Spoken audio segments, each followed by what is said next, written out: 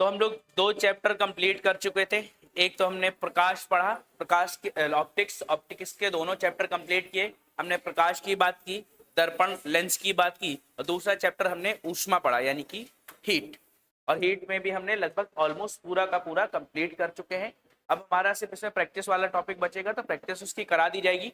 आज जो हमारा टॉपिक स्टार्ट होने वाला है वो है वेव। वेव यानी कि तरंग।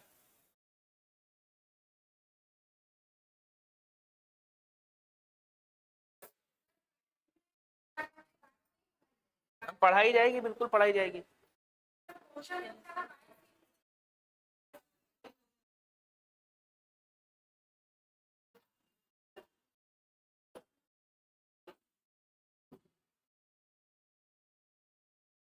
वेव यानी कि तरंग। तो तरंग की बात की जाए तो तरंग है क्या? सबसे पहला सवाल वही होता है, तरंग क्या? What is a wave? तो वेव के बारे में क्या कहा जाएगा, क्या कह सकते हैं इसको? तरंग क्या है?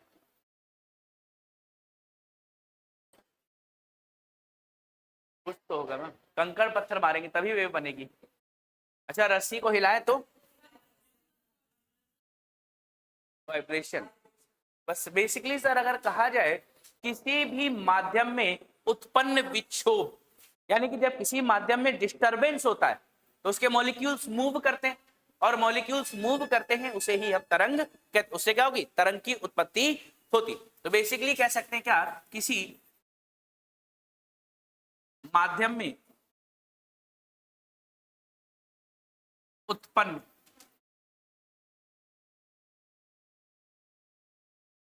विक्षोभ को ही तरंग, किसी माध्यम में उत्पन्न विक्षोभ को ही तरंग कहते हैं या कहा जाता। अब दूसरा सवाल बनता है कि तरंग होती किस प्रकार की, कितने प्रकार की होती है या किस प्रकार की होती है? तो तरंगों का जब हम वर्गीकरण करें तो जनरली हम 2 प्रकार की तरंगे पढ़ेंगे। पहली जो तरंग पढ़ते हैं वो है आपकी आयांत्रिक, और दूसरी है यांत्रिक। आयांत्रिक और यांत्रिक तरंगों की बात करने वाले हैं। तो हमने तरंगों कैसे बताया, एक आपको बताया मैंने आयांत्रिक। आयांत्रिक या इसी को हम कहते हैं नॉन मैकेनिकल। मैं इसी में बताऊंगा अभी, नॉन मैकेनिकल।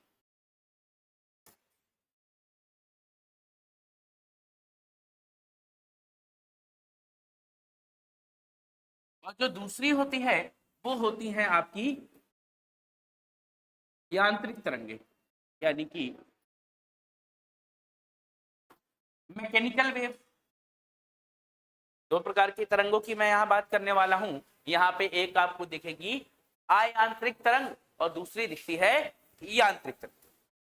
तो आयांत्रिक तरंग और यांत्रिक तरंग में बेसिक डिफरेंस क्या है? तो अगर आपसे पूछे कोई आयांत्रिक तरंग क्या है, तो आप बता देंगे ऐसी तरंग, ऐसी तरंग जिसे चलने के लिए किसी माध्यम की आवश्यकता ना हो। या आप कह सकते हैं जो तरंग बिना किसी माध्यम के चल सकती है उसे हम आयांत्रिक तरंग कहते हैं। क्या कहेंगे? ऐसी तरंग जो बिना किसी माध्यम के चल सके।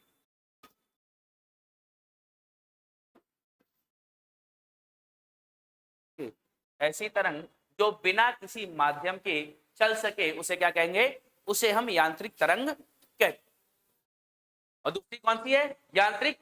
यांत्रिक तरंग क्या है? यांत्रिक तरंग को सदैव माध्यम की आवश्यकता होती, बिना माध्यम के कभी भी यांत्रिक तरंग नहीं चलेगी। याद रखें क्या, यांत्रिक तरंग को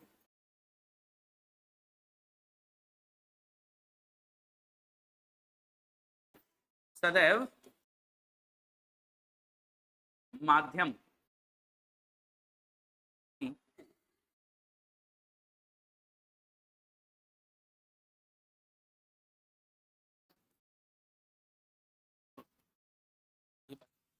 यांत्रिक तरंग को क्या है, सदैव माध्यम की आवश्यकता है।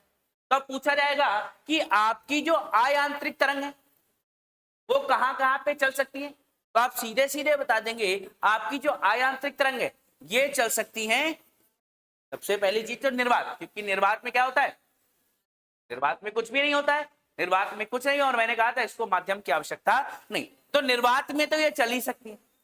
और निर्वात के साथ साथ ये गैस में भी चल सकती है, गैस के बाद ये द्रव में भी चल सकती है, और कहा जाए तो ये ठोसों में भी चल सकती है। कहां कहां चल सकती है, निर्वात में चलेंगी, गैस में चलेंगी, द्रव में चलेंगी और ठोस में चलेंगी। कौन सी है आपकी अयांत्रिक तरंगे, तो कह सकते हैं अयांत्रिक तरंगे सभी माध्यमों में चल जाती है। कैसा माध्यम हो सकता है, निर्वात, गैस, द्रव और ठोस। और इसके उदाहरण की अगर हम बात करें तो मैं अगर प्रकाश की बात करूं, प्रकाश क्या था मैम, याद है ना, प्रकाश कैसी तरंग था, प्रकाश निर्वात में भी चल रहा था, प्रकाश गैस में भी चल रहा था, प्रकाश आपका कांच के आर पार भी तो हो जाता है। कांच ठोस है या द्रव, ठोस है, पानी में अगर प्रकाश डालो तो प्रकाश चलेगा नहीं चलेगा, चलेगा, द्रव में भी चल रहा, यानी प्रकाश सभी जगह चलता है, प्रकाश सभी जगह चलता है। तो प्रकाश कैसी तरंग है, प्रकाश एक अयांत्रिक तरंग, प्रकाश एक अयांत्रिक तरंग होता है। तो इसके हम उदाहरण में लिख सकते हैं, उदाहरण आप क्या बता देंगे, प्रकाश, प्रकाश कह दें, या प्रकाश के अलावा मैं कह दूं आपकी वैद्युत चुंबकीय तरंगे, क्योंकि प्रकाश के बारे में बताया गया था, प्रकाश कैसी तरंग होती है, प्रकाश एक वैद्युत चुंबकीय तरंग। क्योंकि वैसे तो वैद्युत चुंबकीय तरंगों में बहुत सारी तरंगे पड़ते हैं, रेडियो वेव्स की बात करेंगे आप, माइक्रोवेव्स की बात करेंगे, अल्ट्रावायलेट रेज की बात करेंगे, दृश्य तरंगों की बात करेंगे, गामा किरणों की बात करेंगे, ये सब क्या है, ये सब आपकी वैद्युत चुंबकीय तरंगे। और सब वैद्युत चुंबकीय तरंगे, आपके प्रकाश भी क्या है, वैद्युत चुंबकीय तरंग है। तो प्रकाश के साथ साथ अगर हम और लिखना चाहें तो यहीं पे हम लिख सकते हैं क्या, वैद्युत चुंबकीय तरंगे, वैद्युत चुंबकीय तरंगे यानी कि इलेक्ट्रोमैग्नेटिक वेव्स। इलेक्ट्रोमैग्नेटिक वेव्स भी आपका किसका उदाहरण हो जाएंगी, अयांत्रिक तरंगों का उदाहरण। तो दूसरी तरफ हमने किसकी बात की थी, यांत्रिक तरंगों की। तो यांत्रिक तरंगों मैंने पहले तो बताया इसमें सदैव माध्यम की आवश्यकता होती है, और जहां माध्यम की आवश्यकता होगी वहां पे निर्वात नहीं हो सकता, निर्वात नहीं हो सकता है, लेकिन बाकी सभी तो माध्यम है, यानी कि ये गैस में चल सकती है, द्रव में चल सकती है, वा ठोस, गैस, द्रव या ठोस, गैस, द्रव व ठोस में चल सकती, याद रखें कहां चल सकती है,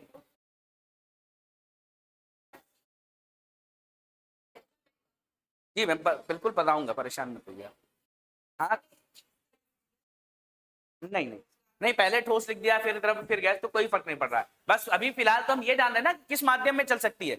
आप कहीं भी क्रम लिख दे, मैंने ये तो बताया नहीं किस में तेज चल रही किस में धीमे चल रही, फिलहाल तो हम इसकी बात कर रहे हैं कि चल कहाँ रही। तो चलती कहाँ है ये, गैसों में भी चल सकती है, द्रव में भी चल सकती है और ठोस में भी चल सकती है। और इसका अगर हम उदाहरण की बात करें तो इसका उदाहरण क्या है, इसका उदाहरण है आपका ध्वनि।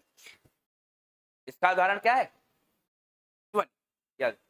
ध्वनि कैसी तरंग है, ध्वनि एक यांत्रिक तरंग है। फिलहाल तो अभी आपके लिए इतना याद रहेगा, ध्वनि कैसी एक तरंग है, यांत्रिक तरंग। तो हमने पढ़ा यांत्रिक और अयांत्रिक। अयांत्रिक तरंगों में माध्यम की आवश्यकता नहीं होती, वहां माध्यम नहीं भी है तो भी हमारा काम चल जाएगा। और वे कहां कहां चल सकती हैं, निर्वात में चल सकती हैं, गैस में चल सकती हैं, द्रव में चल सकती हैं और ठोस।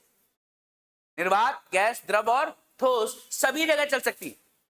और वहीं हमने किसकी बात की, यांत्रिक तरंगे कहां चलेंगी, गैस, द्रव, ठोस, यानी कि इसमें सदैव माध्यम की आवश्यकता होती है, बिना माध्यम के कभी भी यांत्रिक तरंगे नहीं चलेंगी। और अयांत्रिक तरंगों का उदाहरण क्या था, प्रकाश।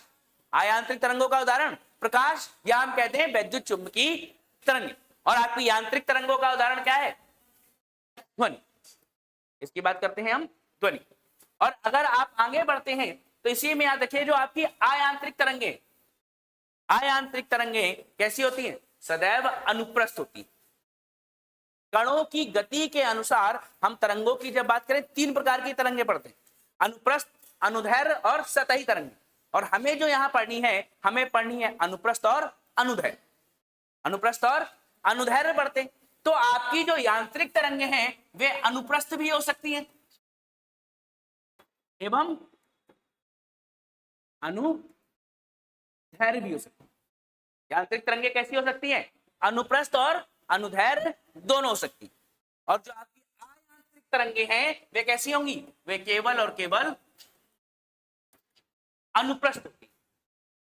अयांत्रिक तरंगे केवल अनुप्रस्थ तरंगे होती हैं। दैट मीन्स आपकी non mechanical waves are always transverse wave. कैसी हैं? सदैव होंगी आपकी ट्रांसवर्स। ये आपकी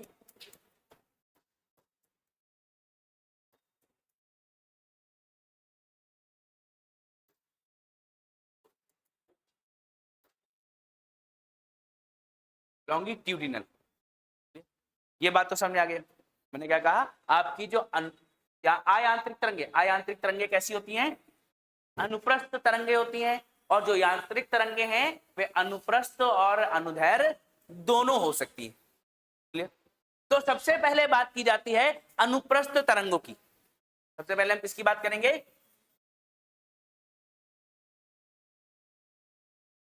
अनुप्रस्थ यानी कि ट्रांसवर्स। तो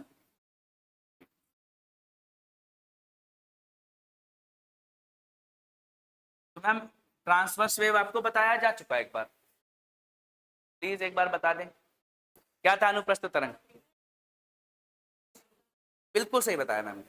मैम ने बताया क्या कि अगर ये मान लीजिए तरंग की दिशा है, तरंग इस दिशा में जा रही है और तरंग में क्या है? तरंग में ढेर सारे कण उपस्थित। तरंग में क्या है? ढेर सारे कण उपस्थित हैं। तो इसमें जो उपस्थित कण है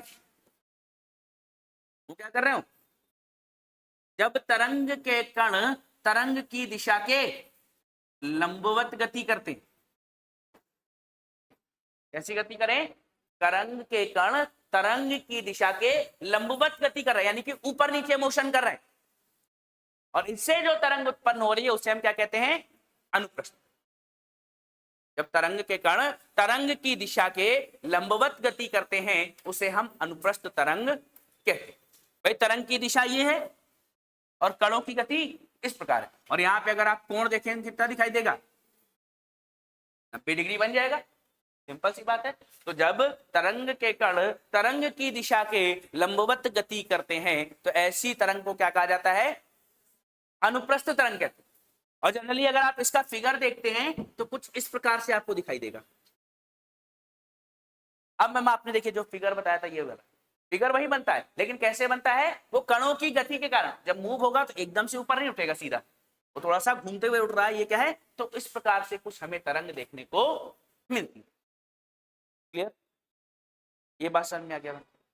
ये क्या हो गई आपकी अनुप्रस्थ तरंग। तो आपकी अनुप्रस्थ तरंग आपकी यांत्रिक भी हो सकती है और अयांत्रिक भी हो सकती है। ये तो सिंपल सी बात थी, क्योंकि मैंने बताया था जो आपकी अयांत्रिक है केवल और केवल अनुप्रस्थ होती है, और जो आपकी अनुदैर्घ्य, वो जो आपकी यांत्रिक तरंगे हैं वे अनुप्रस्थ व अनुदैर्घ्य दोनों होती है। तो सबसे पहले अनुप्रस्थ तरंग के बारे में जाना। जब तरंग के कण तरंग की दिशा के लंबवत गति करते हैं तो ऐसी तरंगों को हम अनुप्रस्थ तरंग कहते हैं। और कुछ इस प्रकार का चित्र बना। और दूसरा आपका कौन सा बचा? अनुदैर्घ्य तरंग।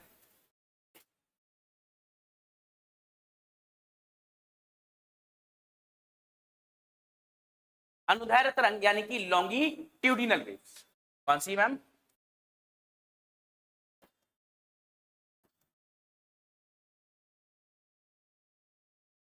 लॉन्गिट्यूडिनल वेव्स क्या होती? तो मैंने कहा कि ये आपकी तरंग की दिशा, तरंग की दिशा जा रही, और इस तरंग में भी क्या होंगे? ढेर सारे कण उपलब्ध होंगे।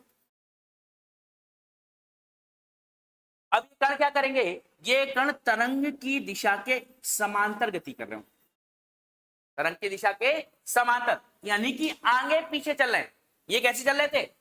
अप एंड डाउन मोशन कर रहे थे, एक बार ऊपर एक बार नीचे, एक बार ऊपर एक बार नीचे। लेकिन ये वाले कैसे कर रहे हैं? एक बार आगे एक बार पीछे, एक बार आगे एक बार पीछे। तो ये हमको क्या समझ में आया, जब तरंग के कण तरंग की दिशा के समांतर गति कर रहे हो, अब मैम ये चाहे आगे की तरफ जा रहे होते चाहे पीछे की तरफ जा रहे हो, गति तो समांतर ही होगी ना, पैरेलल मूवमेंट होगा, और पैरेलल मूवमेंट हो रहा है तो यहाँ पे कण क्या दिख रहे हैं, आगे पीछे जाते हुए दिखाई दे रहे हैं।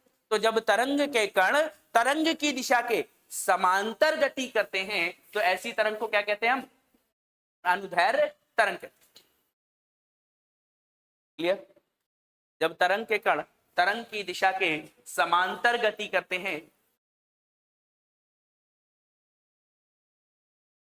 तरंग के कण तरंग की दिशा के समांतर गति करते हैं, तो ऐसी तरंग को अनुदैर्ध्य तरंग कहा, ऐसी तरंग को अनुदैर्ध्य तरंग कहा जाता है, अनुदैर्ध्य तरंग कहा जाता है। चलो हो गया मैम, अब आगे बढ़े। तो मैम देखिए, एक तरंग कुछ आपने, जब कणों की गति ऊपर नीचे हो रही थी कुछ इस तरीके से बन रही थी, इस तरीके से बन रही है,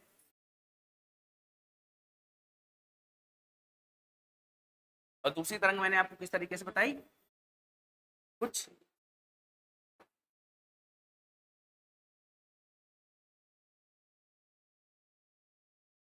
समांतर गति के कारण ऐसे बन।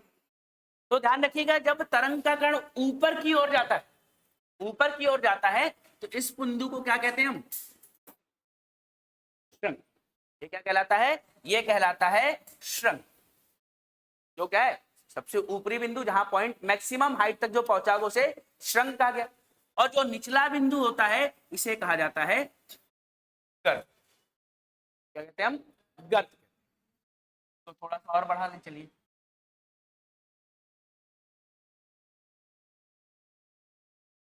तो आपके पास क्या है, क्रेस्ट एंड टर्फ,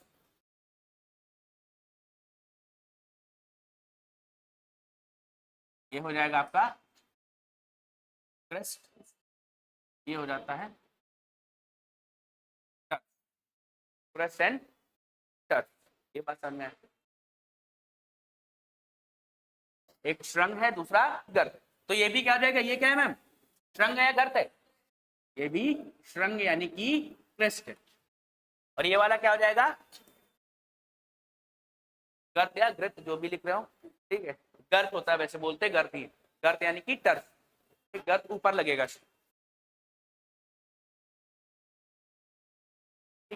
गर्त, गर्त यानी कि टर्फ। और इसी तरीके से जब तरंग के कण ये तो ऊपर नीचे हो रहे थे, और ये होता है आगे पीछे, आगे पीछे हो रहा है, यानी कि एक बार कण पास पास आ रहे होंगे, जब कण पास पास आएंगे तो उसे कहा जाता है संपीड़न। जब कण क्या कर रहे हो, पीछे की ओर गति करते हैं तो इस हिस्से को कहा जाता है संपीड़न, और जब कण आगे की ओर गति करते हैं तो इसे कहा जाता है विरलन। क्या कहता है, विरलन। ये बात, संपीड़न या विरलन। जब कण क्या है पीछे की ओर जा रहा है तो उसे कह दिया हमने संपीड़न, सिमट रहा था, और जब कण आगे फैल रहा है तो उसे हमने कहा विरलन। तो आपको क्रस्ट समझ में आया, टर्फ समझ में आया, और विरलन, संपीड़न, ये चार चीजें। और हमें क्या पढ़ना है, हमें पढ़ना था यहां पर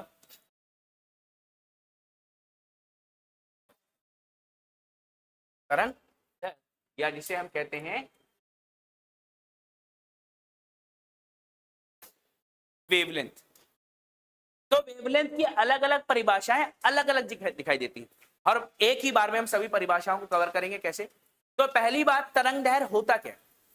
तरंग दैर्घ्य क्या था कि सर आपके पास एक कण था, और उस कण ने अपनी मुख्य अवस्था से गति आरंभ की, मुख्य अवस्था से गति आरंभ की, एक बार नीचे गया पूरा घूमकर, एक बार ऊपर, और फिर से वापस अपनी मुख्य अवस्था में आ गया।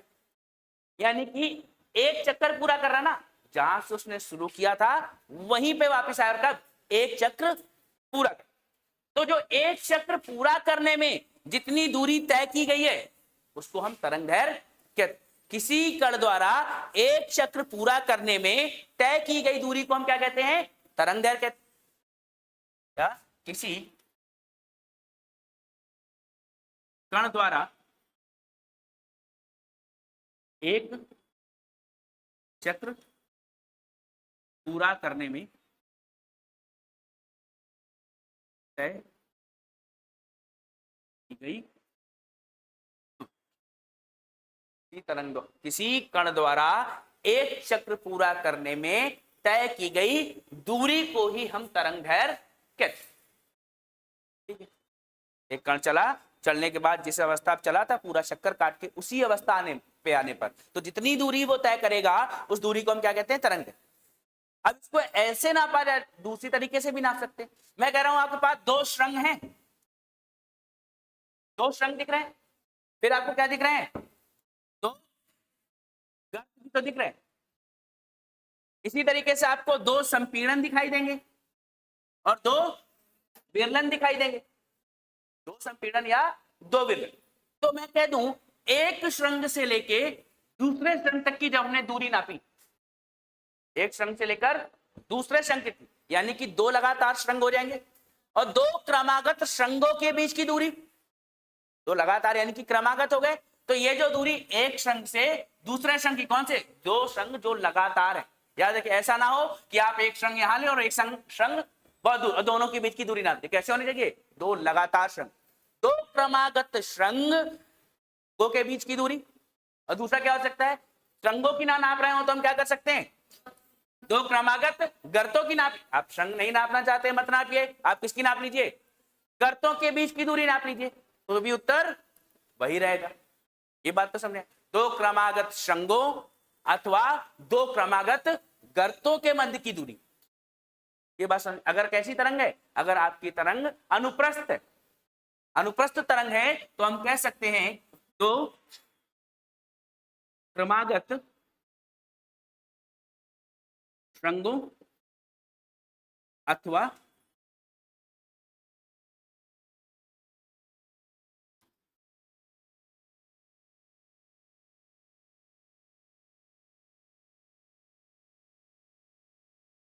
गर्तों के मध्य की दूरी को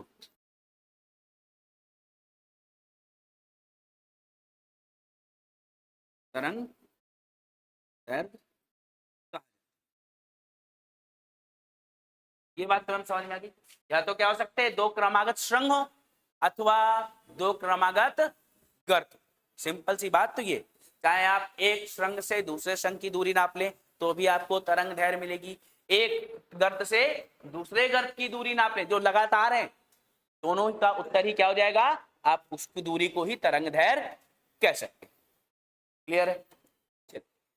फिर अभी आपका संपीड़न और विरलन बच गया। तो जिस प्रकार गर्त और श्रृंग थे उसी प्रकार से दो क्रमागत संपीड़न अथवा दो क्रमागत विरलन। भाई दो संपीड़न हो रहे हैं, दो विरलन हो रहे हैं, दोनों लगातार होने चाहिए, और उनके बीच की जब आप दूरी नापेंगे तो उसे क्या कहा जाएगा, उसे तरंग दैर्घ्य कहा जाए। सिंपल सी बात है। अगला पॉइंट आप ये भी लिख सकते हैं, तो क्रमागत संपीड़न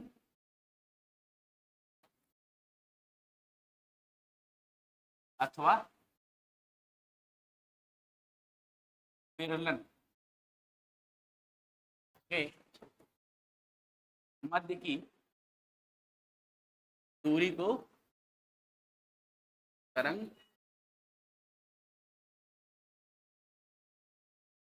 दैर्घ्य कहा।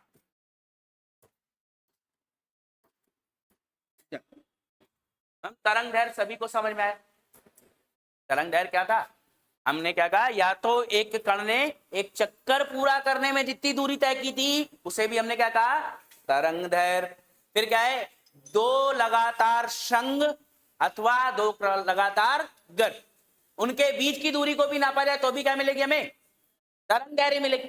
फिर हम क्या कह सकते हैं, अगली परिभाषा में क्या कह सकते हैं, दो क्रमागत संपीड़न अथवा दो क्रमागत विरलन, इनके बीच की दूरी भी नापेंगे तो क्या कहा जाएगा, तो उसे भी तरंग दैर्घ्य कहा जाता। और तरंग दैर्घ्य को दर्शाया किससे जाता है, तरंग दैर्घ्य को दर्शाया जाता है आपका एक ग्रीक शब्द लैम्डा, ग्रीक शब्द लैम्डा से दर्शाया जाता है। और तरंग दैर्घ्य को मापते किसमें, इसका मेजरमेंट किसमें किया जाता है, मेजरमेंट किसमें करते हैं, तरंग दैर्घ्य को नापा जाता है एंगस्ट्रॉम में। एंगस्ट्रॉम, इसको इस तरीके से भी लिख देते हैं, एंगस्ट्रॉम को इस तरीके से लिखा जाता है, और एक एंगस्ट्रॉम बराबर 10 की पावर -10 मीटर। एक एंगस्ट्रॉम बराबर 10 की पावर -10 मीटर होता है, याद रहेगा। तो हम तरंग दैर्घ्य को कैसे दर्शाया जाता है, लैम्डा। लैम्डा का मतलब आपका वेवलेंथ ही होता है, वेवलेंथ। और इसको मेजरमेंट किसे करते हैं, एंगस्ट्रॉम में इसको मेजर किया जाता है। एक एंगस्ट्रॉम बराबर 10 की घात -10 मीटर। क्लियर, ठीक है मैम। और अगली चीज जो हमें पढ़नी है वो है आवृत्ति। अगली हेडिंग होगी, तरंग दैर्घ्य समझ में आया सर, तरंग दैर्घ्य में कोई दिक्कत, अगली हेडिंग डालेंगे आवृत्ति।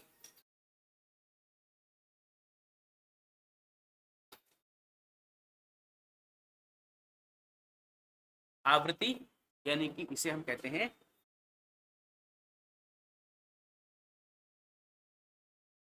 फ्रीक्वेंसी। आवृत्ति यानी कि फ्रीक्वेंसी। तो फ्रीक्वेंसी आपको याद है मैम, कण गति कर रहे थे, ऊपर नीचे गति कर रहे थे, तो बस आपको करना क्या है, एक सेकंड में कणों की संख्या ज्ञात करनी, और एक सेकंड में अगर कणों की संख्या ज्ञात हो जाए, और उस संख्या को ही हम क्या कहते हैं, आवृत्ति। भैया एक सेकंड में कण ने कितने कंपन किए हैं, एक सेकंड में उत्पन्न कंपनों की संख्या को ही हम आवृत्ति कहते हैं। सिंपल सी बात तो ये थी, एक सेकंड में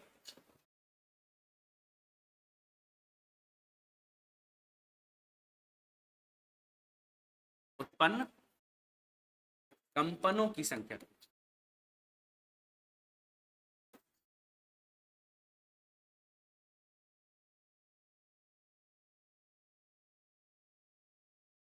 आवृत्ति कहा जा, एक सेकंड में उत्पन्न कंपनों की संख्या को ही आवृत्ति कहा जाता है। मैंने कहा सर आपका जो कण है वो ऊपर नीचे गति कर रहा है, और ऊपर नीचे गति कर रहा है यानी इस प्रकार से गति कर रहा होगा, तो एक सेकंड में कितने बार ऊपर गया, कितने बार नीचे आया, टोटल हमें ये पता होना चाहिए। और एक बार ऊपर नीचे गया, 2 बार, 3 बार, और जितने बार एक सेकंड में जितने बार जाएगा उसी को हम आवृत्ति कहते हैं। और आवृत्ति को किसमें नापा जाता है, आवृत्ति यानी कि फ्रीक्वेंसी ऐसे लिख सकते हैं। इसकी जो यूनिट होती है, इसको मापने की इकाई होती है, इसकी खोज हर्ट्ज नाम के व्यक्ति ने की, इसे हम हर्ट्ज में आवृत्ति को किसमें नापा जाता है, हर्ट्ज में नापा जाता है।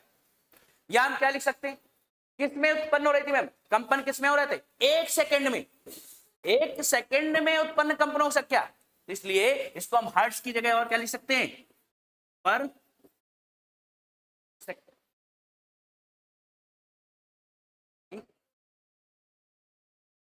एन, एन एन एफ की जगह यहाँ पे हम एन भी लिख सकते हैं, n number of vibrations. Basically कंपनों की संख्या को हम एन से भी दर्शाते हैं और एफ से भी दर्शा लेते हैं। क्यों नहीं होता मैम, तो यहाँ तो मैम क्या बताया मैंने, आवृत्ति की बात की, तो एक सेकंड में उत्पन्न कंपनों की संख्या को ही हम आवृत्ति कहते हैं। और आवृत्ति को कैसे दर्शा सकते हैं, हम एफ से दर्शा सकते हैं और एन से दर्शा सकते हैं, और इसकी यूनिट क्या होती है, हर्ट्ज होती है। अब हमें जो पढ़ना है, हमें पढ़ना था साउंड, और साउंड के चक्कर में हम यहां तक आ गए।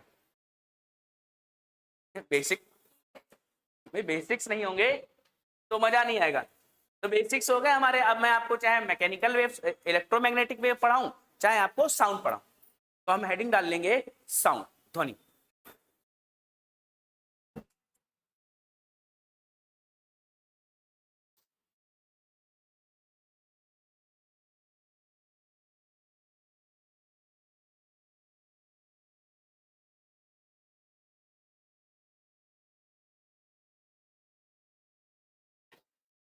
तो ध्वनि मैम एक चीज तो क्लियर है, ये एक तरंग है, ये बात तो ध्वनि क्या है, एक तरंग है। और कैसी तरंग है, या भाई यांत्रिक तरंग है, क्योंकि बिना माध्यम के ये तो चलेगी नहीं, बिना माध्यम के ध्वनि चल नहीं सकती।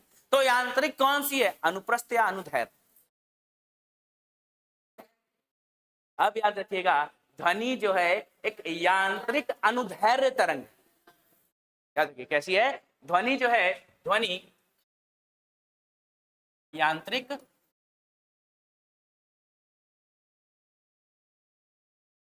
अनुदैर्घ्य तरंग। साउंड इज अ मैकेनिकल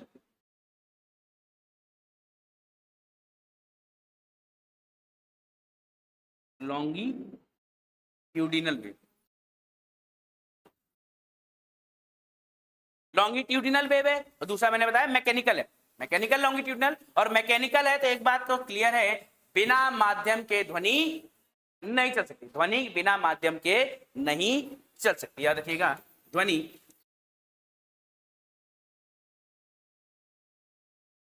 माध्यम के बिना नहीं चल, ध्वनि जो है माध्यम के बिना नहीं चल सकती। और किस किस माध्यम में चल सकती है बात है। तो ये किस में चलेगी? ठोस में चल सकती है, द्रव में चल सकती है, गैस में। ये मैं आपसे पूछ रहा हूं किस में चलेगी? तीनों में चल सकती है। ये ठोसों में भी चलती है, द्रव में भी चलती है और गैस में भी चलती है। और सबसे ज्यादा तेज चलती है ठोस। यानी कि ध्वनि की चाल, स्पीड ऑफ साउंड, तो ठोसों में सबसे ज्यादा होती है, द्रव में उससे कम और गैस में सबसे कम। और निर्वात में नहीं चलती है। तो जब भी ध्वनि का सापेक्ष निर्वात की बात की जाती तो चीजें इररिलेवेंट हो जाती, उनका कोई संबंध नहीं बचता, क्योंकि ध्वनि कभी भी निर्वात में नहीं चल सकती। क्या है? ध्वनि कहां चलेगी मैम? ठोस में चलेगी, द्रव में चलेगी और गैस में। ठोसों में बात करें तो ठोसों में लगभग 6000 मीटर पर सेकेंड इसकी चाल होती है। ठोसों में चाल कितनी है? 6000 मीटर, मतलब 1 सेकेंड में 6 किलोमीटर। जब तक आपने सोचा तब तक क्या होगी? 6 किलोमीटर घूम आएगी आवाज। और जैसे आपके द्रव है, द्रव में 1500 मीटर पर सेकेंड। और गैस में कितनी होती है? जितनी हमारी ध्वनि की आवाज। भाई हमने चिल्लाया, यहां से आप सबको सुनाई दे रहा है, तो यहाँ मेरी ध्वनि कैसे चल रही है? यहाँ तो ठोस है नहीं कुछ, द्रव भी नहीं है, किसमें चल? गैस में ही तो चल रही है। और गैस में जो ध्वनि चलती है, गैस में लगभग 340 या 343 मीटर पर सेकंड लिखा जाता है। ये थोड़ा सा टेम्परेचर का डिफरेंस होता है। अगर तापमान थोड़ा सा बढ़ जाए तो 343 हो जाएगी, कम हो जाए तो 340। स्टैंडर्ड रूप से अगर आपको याद रखती है तो 343 याद रखेंगे, जनरली 340 हम मान लेते हैं। ये तापमान का फर्क है, क्योंकि तापमान के परिवर्तन से ध्वनि की चाल में परिवर्तन पड़ता। ये बात समझ।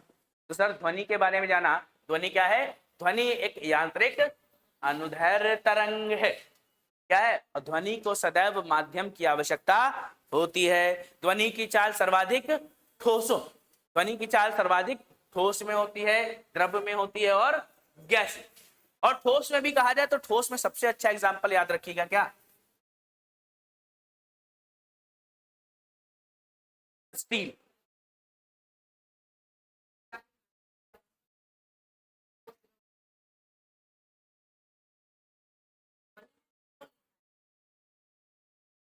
मैम जो आपकी जो मैकेनिकल वेव्स है वो अनुप्रस्थ और अनुदैर्घ्य दोनों होती है। इसलिए मैम अनुप्रस्थ अनुदैर्घ्य लिखवाने से पहले मैंने ध्वनि लिखवाया। मैंने वहां नहीं लिखवाया कि आपको पहले अनुप्रस्थ, पहले मैम ये बताया मैंने आपको ध्वनि इसका उदाहरण हो सकती है आंतरिक तरंग का। फिर उसके बाद मैंने बताया कि अनुप्रस्थ अनुदैर्घ्य हो सकती है। तो उसके बाद इसीलिए मैं ध्वनि अलग से पढ़ा रहा हूं, क्योंकि एग्जैक्ट हमें उसकी सही जानकारी चाहिए। नहीं ऐसा ना हो आप बाद में कहते नहीं नहीं यांत्रिक तरंगे सिर्फ अनुदैर्घ्य होती है, तो वो कॉन्सेप्ट आप लेके ना जाए यहाँ से। ठीक है मैम, ये बात सुन। तो मैंने बताया क्या, ठोसों में ध्वनि की चाल सबसे तेज होती है। और सबसे तेज किस ठोस में होगी? स्टील में होती है।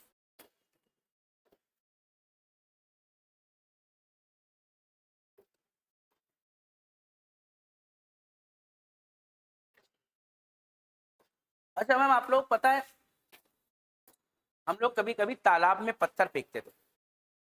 पत्थर फेंको तो क्या होता है?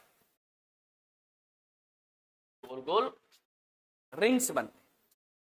ये कौन सा तरंग है? अनुप्रस्थ है, अनुदैर्ध्य?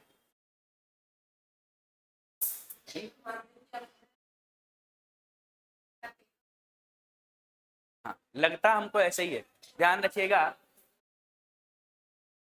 ये अनुप्रस्थ तरंग होती है। पहली बात तो ये कैसी होती है? अनुप्रस्थ तरंग। जैसे ही हम पानी में पत्थर फेंकते हैं तो पानी के कण क्या होने लगते हैं? ऊपर नीचे गति करते हैं, ऊपर नीचे गति करते हैं, और इसकी वजह से ऊर्जा का स्थानांतरण एक स्थान से दूसरे। पत्थर फेंकने पर जब गोले बनते हैं तो पानी अपनी जगह पर रहता है। पहली बात तो ये, पानी के कणों में कभी भी गति नहीं होती, चाहे आप अनुप्रस्थ तरंग की बात करें चाहे आप अनुदैर्ध्य तरंग की बात करें। दोनों ही तरंगों में कभी भी कण अपनी जगह से नहीं हिलते, वो बस अपनी जगह खड़े खड़े हिलेंगे, और उनसे क्या ऊर्जा निकलेगी? सिर्फ ऊर्जा एक स्थान से दूसरे स्थान पर। जब आपने बीच में पत्थर फेंका, यहां से ऊर्जा उत्पन्न हुई, इन्होंने ऊर्जा अपने हिले थे, यहां तक पहुंची, फिर ऊर्जा हिली तो आगे कणों तक पहुंची, फिर चले और ऊर्जा उत्पन्न हुई आगे कणों। जितनी ऊर्जा होगी क्या होगी? सिर्फ ऊर्जा का स्थानांतरण होता है, कभी भी कण अपने स्थान से नहीं जाते हैं, चाहे आप अनुप्रस्थ तरंग की बात कर रहे हो चाहे अनुदैर्ध्य तरंग। याद रखिए, दोनों में लिख सकते हैं नोट डाल के, अनुप्रस्थ व अनुदैर्ध्य तरंग दोनों में ही, अनुप्रस्थ व अनुदैर्ध्य तरंग दोनों में ही केवल ऊर्जा का स्थानांतरण होता है, दोनों में ही केवल ऊर्जा का स्थानांतरण होता है।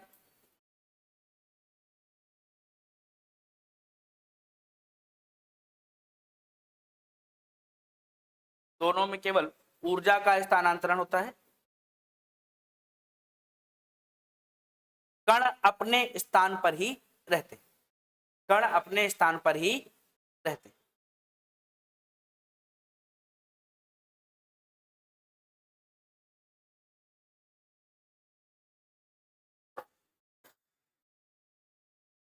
ठीक है मैम, कण अपने स्थान पर ही रहते हैं। तो अभी कुछ देर पहले मैम आपने आवृत्ति पढ़ा था, याद है? आवृत्ति,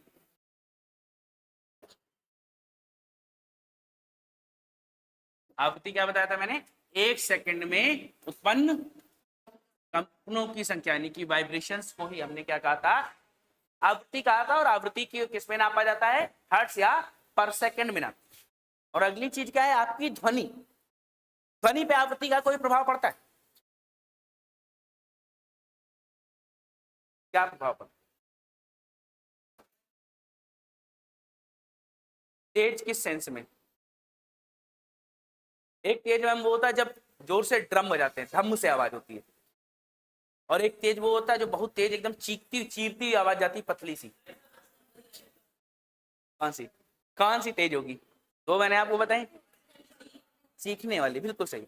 तो ध्यान रखिएगा, जितनी आवृत्ति ज्यादा होती है आवाज उतनी ही पतली होती है, उतनी ही महीन आवाज होगी, और जितनी महीन आवाज होती है क्या होगा? उतनी हमें दूर तक सुनाई देती। जैसे क्या है, अगर कोई मेल चिल्लाता, मेल की आवाज क्या होगी? जनरली लाउड होगी, पतली नहीं होती है। और जब भी चिल्लाते क्या है, ऐसा लगे यहां तो सुनने में लग रहा है बहुत तेज है, लेकिन थोड़ी दूर जाके आप सुने तो मेरी आवाज लगे दिखाई सुनाई नहीं दे रही। और यही कोई लड़की चिल्ला रही होती जिसकी आवाज पतली हो, जब वो चिल्लाएगी तो उसकी आवाज दूर तक सुनाई, यानी कि जितनी महीन आवाज होती उतनी दूर तक सुनाई देती। एक बात तो क्लियर। और इस पे आवृत्ति का प्रभाव क्या है? तो आवृत्ति जितनी ज्यादा होगी आवाज उतनी ज्यादा महीन होती है, आवृत्ति जितनी ज्यादा होती है आवाज उतनी ज्यादा महीन होती है। और ये जो आवाज का महीन होना मैं कह रहा हूं, ये कुछ क्या है? इसको कहा जाता है तारत। क्या बोलते हैं हम इसे? तारत। याद रखिएगा, तारत। तारत तो क्या बताएंगे? तारत कहेंगे क्या? आवृत्ति जितनी अधिक होती है तारत्व उतना ज्यादा। पहली बात तो ये, आवृत्ति जितनी अधिक होती तारत्व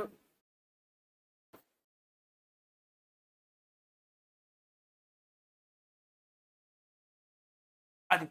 ये बात ठीक है, आवृत्ति जितनी अधिक है तारत्व उतना ज्यादा। यानी कि यदि तारत्व, तारत्व क्या है? बहुत अधिक है, तो आवाज कैसी होगी?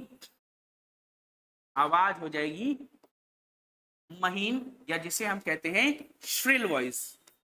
कैसी है? महीन हो जाएगी या श्रिल वॉइस होगी। तारत को बिल्कुल नहीं याद आ रहा किसे क्या।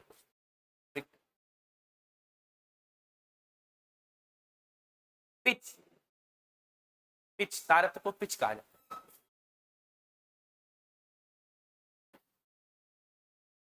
Higher the frequency higher will be the pitch. ठीक है, तो तारत यानी कि पिच जितना ज्यादा होगा आवाज उतनी महीन हो जाएगी, उतनी महीन हो जाएगी, और जितनी महीन आज आवाज होगी उतनी दूर तक सुनाई देगी। आपसे पूछा जाए कौन सी ध्वनि हमें ज्यादा दूर तक सुनाई देगी, कम तारत्व वाली या उच्च तारत्व वाली, कम आवृत्ति वाली या उच्च आवृत्ति वाली? तो अगर तारत्व पूछेगा तो जिसका तारत्व ज्यादा है वो अधिक सुनाई देगी, और तारत्व किस पे निर्भर करता है? आवृत्ति पे, यानी कि जिसकी आवृत्ति ज्यादा है वो ध्वनि भी हमें दूर तक सुनाई देगी। इसमें उदाहरण आता है मच्छर की आवाज। सुनिए आप, मच्छर जब कान के पास भिनभिनाता है, खूब नींद आ रही हो और फिर भी वो हमको उठा देगा, क्या उसकी आवाज बहुत जोर होती क्या? ऐसा तो है नहीं कि उसकी आवाज से एकदम हार्ट अटैक आ जाएगा। अगर कोई बम फूटता है तो बम के फूटने से हार्ट अटैक आ सकता है, लेकिन जब मच्छर भिनभिनाता है तो मच्छर के बिना हार्ट अटैक तो नहीं आता है, लेकिन वो हमें सोने नहीं देगा। क्यों? क्योंकि उसके पंख चलाने की आवाज जो है क्या, बहुत फास्ट है, बहुत तेज है, और बहुत तेज है तो यानी कि उसमें कंपनों की संख्या, कंपनों की संख्या ज्यादा है तो आवृत्ति भी ज्यादा, वो हमको चुभती बहुत है। जितनी आवाज महीन होगी उतनी चुभती है। इसमें दो उदाहरण लिए, एक तो लिया जाता है किसका? मच्छर का। मच्छर क्या है? मच्छर की आवृत्ति अधिक होती है, उसका तारत्व भी ज्यादा होता है। और इसी में दूसरा एग्जांपल लिया जाता है लड़कियों का। लड़कियों की आवाज भी कैसी होगी? पतली।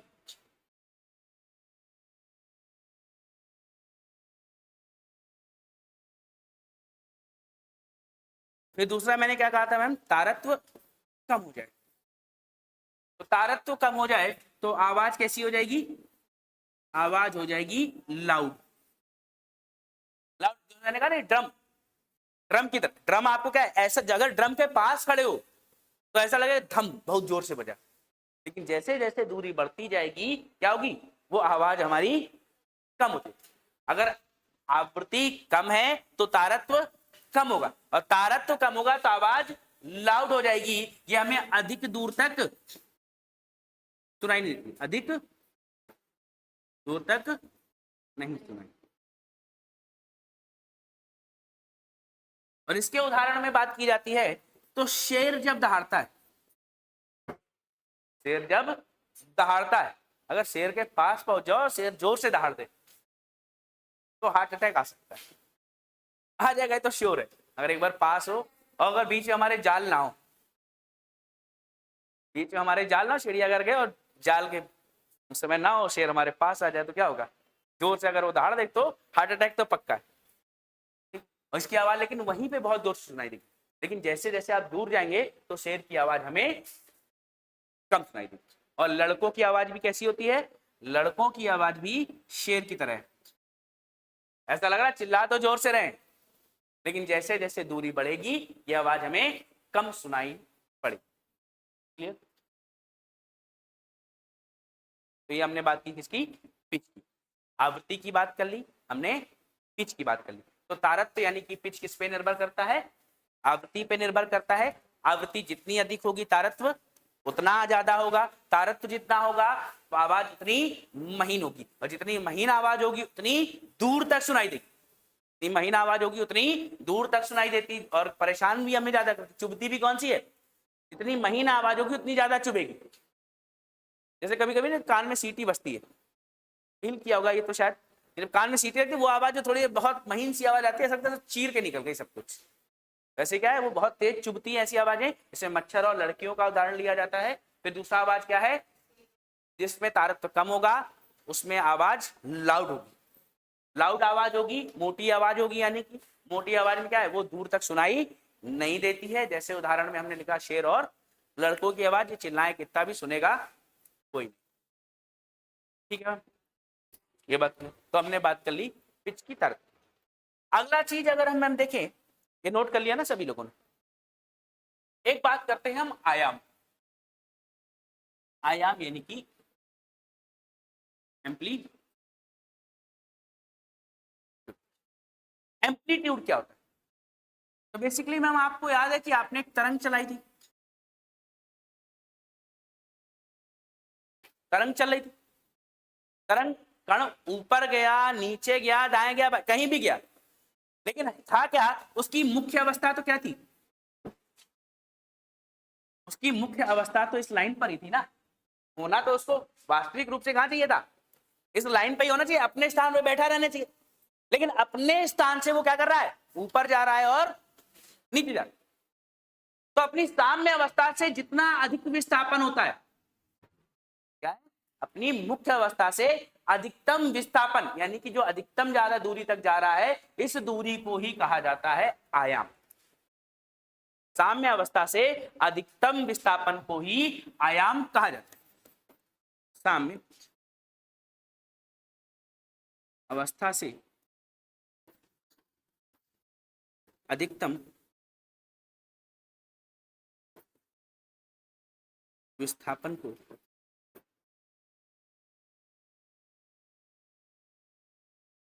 आयाम कहा जाता है।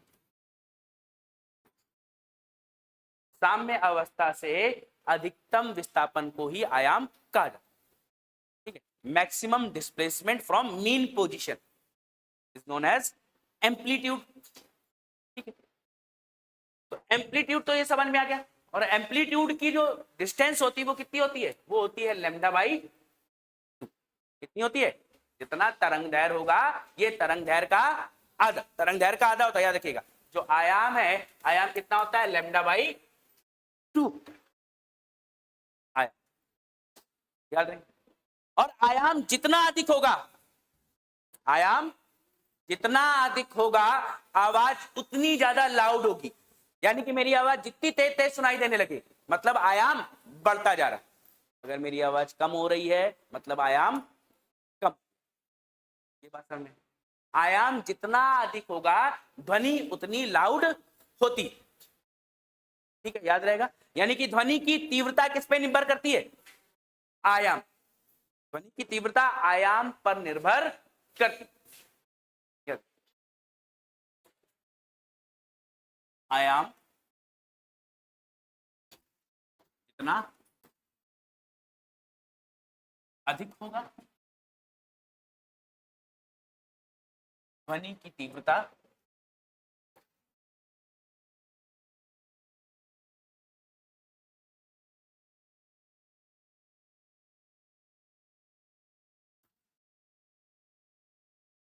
ध्वनि की तीव्रता भी अधिक हो जाए। ये बात तो समझ में आ गई, यानी इंटेंसिटी ऑफ साउंड बढ़ जाएगी। इसी इंटेंसिटी को ही हम बोल देते हैं लाउडनेस। लाउड नहीं चीजें, स्पीकर लाउड बजाई, लाउड मतलब क्या है? शोर ज्यादा हो रहा, इंटेंसिटी या लाउडनेस। तो मैम क्या जाएगा? इंटेंसिटी या लाउडनेस। इसी को हम बोल देते हैं क्या? शोर, या हम बोलते हैं ध्वनि की प्रबलता। ध्वनि कब प्रबल होगी? जब आयाम ज्यादा होगा। ध्वनि कब तीव्र होगी? जब आयाम ज्यादा। सिंपल सी बात है ना। प्रबल ध्वनि कब उत्पन्न होगी? जब ध्वनि का आयाम, तरंग का आयाम जितना ज्यादा होगा, ध्वनि उतनी ज्यादा प्रबल होती। और इसी को हम कहते हैं क्या? लाउडनेस, यानी कि शोर। याद रहेगा।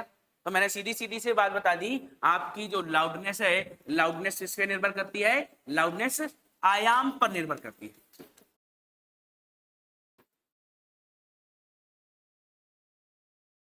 फिर इसके बाद पूछा जाता है मैम लाउडनेस नापी किस में जाती है, यानी कि शोर को किस में नापा जाता है? इसको मेजर करते हैं डेसिबल में। आप लोगों ने बहुत सुना होगा, इसमें नापा जाता है डेसिबल में नापा जाता है। याद रखिएगा, ध्वनि की प्रबलता या तीव्रता को डेसिबल में नापा जाता है। ध्वनि की तीव्रता को में नापा जाता है, डेसिबल में नापा जाता है।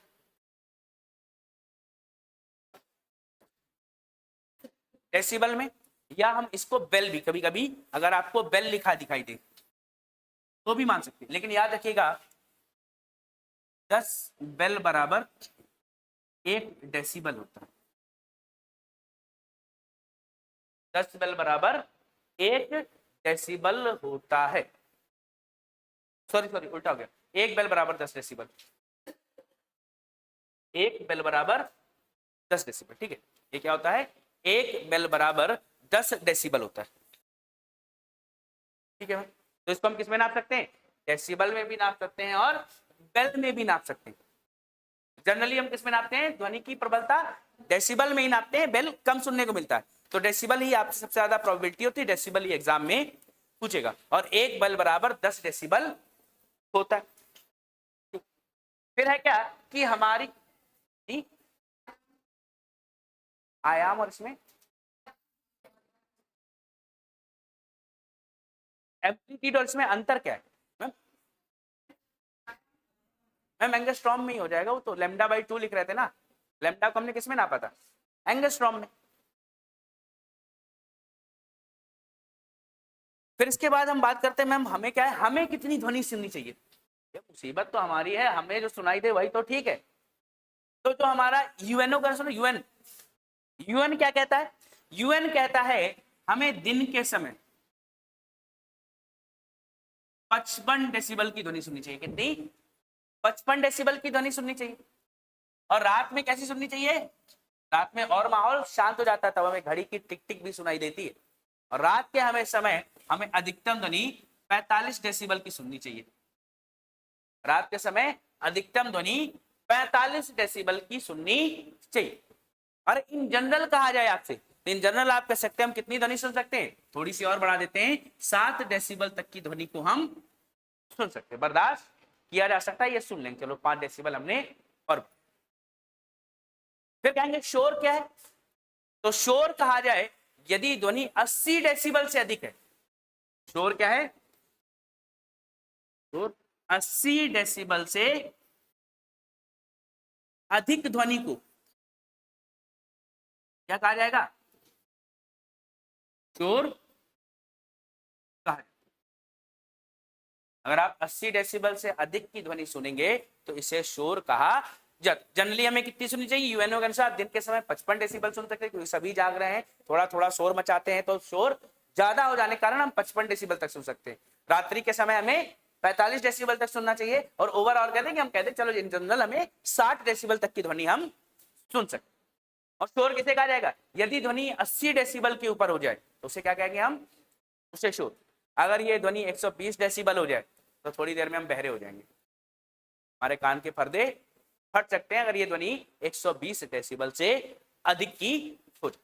ये बात आया। तो हमने शोर किस में नापा, ध्वनि की तीव्रता किस में नापी जाती है, डेसिबल में। ध्वनि की तीव्रता निर्भर किस पे करती है, आयाम पर। आयाम जितना अधिक होगा ध्वनि की तीव्रता उतनी ज्यादा होती है। चलिए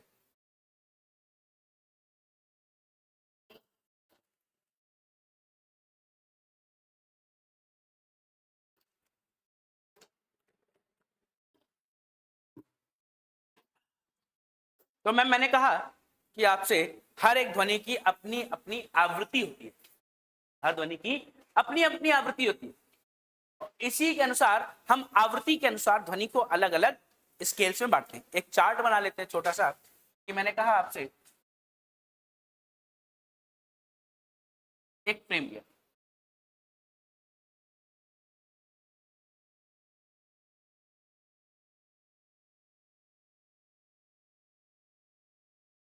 बीस डेसिबल, और दूसरी तरफ हो जाएगा 20,000 डेसिबल, हर्ट्ज, 20 हर्ट्ज, सॉरी हम आवृत्ति की बात कर रहे हैं ना मैम, आवृत्ति किसमें नापी जाती है, हर्ट्ज। आवृत्ति नापी जाती है हर्ट्ज में, और हर ध्वनि की अपनी एक अलग आवृत्ति होती। तो मैम ऐसी ध्वनि जिसकी आवृत्ति 20 हर्ट्ज से कम, 20 हर्ट्ज से कम हो उसे कहा जाता है अपश्रव्य। क्या कहते हैं हम उसे? उस ध्वनि को कहा जाता है अपश्रव्य ध्वनि। अपश्रव्य ध्वनि यानी कि इंफ्रा सोनिक साउंड। ऐसी ध्वनि जिसकी आवृत्ति क्या है? 20 हर्ट्ज से कम। फिर एक ध्वनि क्या है? 20,000 हर्ट्ज से ज्यादा है। तो जो ध्वनि 20,000 हर्ट्ज से अधिक की होती है, जिसकी आवृत्ति क्या हो? 20,000 हर्ट्ज से ज्यादा हो, उसे कहा जाता है पराश्रव्य। पराश्रव्य यानी कि अल्ट्रासोनिक। पराश्रव्य को क्या बोलते हैं हम? अल्ट्रासोनिक।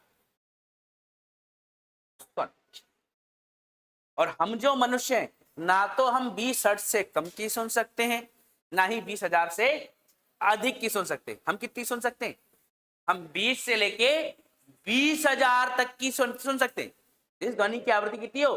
20 हर्ट्ज से लेकर 20,000 तक की जिस ध्वनि की आवृत्ति होती है, इसको ही श्रव्य ध्वनि कहा जाता है, जिसे हम सुन सकते हैं। मानव द्वारा सुनी जा सकने वाली ध्वनि कितनी है? 20 हर्ट्ज से लेकर 20,000, और इसी को कहा जाता है श्रव्य ध्वनि।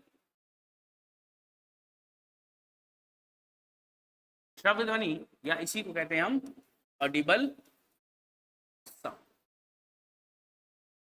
ऑडिबल साउंड, ऑडिबल साउंड मतलब मानव द्वारा हम मनुष्य कितनी सुन सकते हैं? मानव 20 हर्ट्ज से लेकर 20,000 हर्ट्ज तक की ध्वनि को सुन सकते हैं। मानव कितनी? 20 हर्ट्ज से लेकर 20,000 हर्ट्ज तक की ध्वनि को सुन सकता है। तो मैम आज के लिए इतना ही है, बाकी की चीजें हम कल रखेंगे। छोटा सा और बचा, वो बहुत ज्यादा नहीं बचा, ठीक है, उसको कंप्लीट करके हम साउंड भी कल हमारा सम अप हो जाएगा।